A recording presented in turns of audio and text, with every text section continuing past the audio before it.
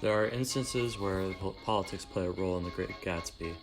For example, there was a prohibition which made the production, sale, and transportation of alcohol illegal, and was put into motion around the decade when The Great Gatsby took place.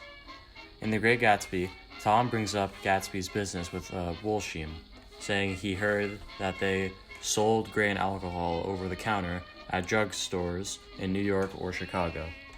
According to this quote from page 133 of The Great Gatsby, we can reasonably infer that Gatsby was bootlegging alcohol because it was during a time when alcohol was prohibited.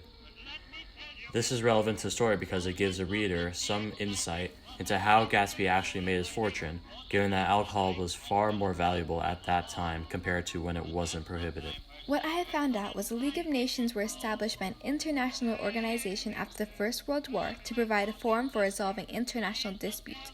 It was aimed to attempt to stop wars and to enforce the Treaty of Versailles. The wars affected the book because both Nick and Gatsby had come from a military background. By having the League of Nations there to attempt to stop the conflicts of wars will bring and keep Nick and Gatsby home. When Nick came back, the war affected him in a way that made him more restless. However, Gatsby was impacted differently because when he came back from war, he had a strong motivation to become rich, which is one reason he joined the military in the first place. He wanted to become rich because of a girl he met as a military officer whose name was Daisy. The 1920s, also known as the Roaring Twenties, was a time when America's economy grew 42%. Mass production has spread new consumer goods into every household. The modern and airline industries were born.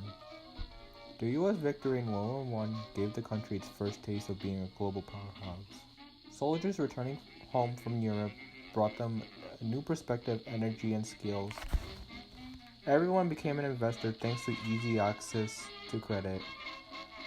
In The Great Gatsby, you can see that prosperity within the setting as the cities of East Egg and West Egg are filled with the filthy rich lives of its residents.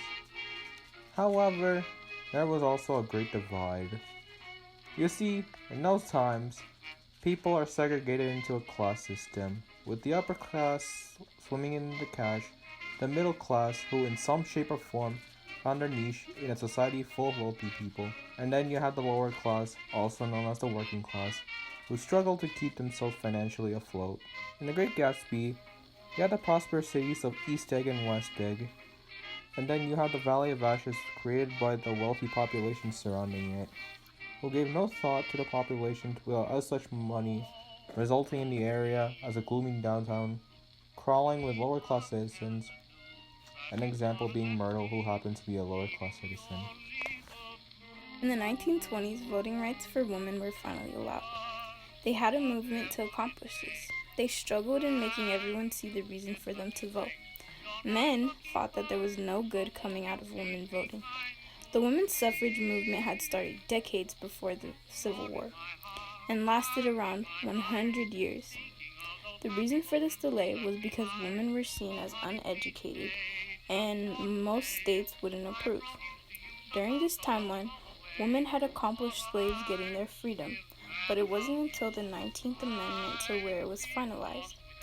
The 28th President, Woodrow Wilson, had spoken their favor, and it was appalled to find out women were imprisoned and tortured for this movement. He thought there was a debt to be paid towards the women in this country.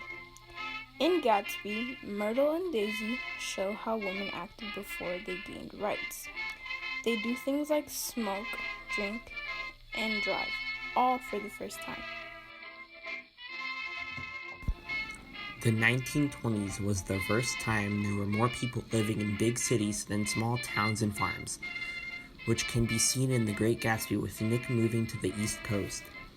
When Warren G. Harding assumed the presidency in 1920, one of his goals was to bring the country back to business as usual.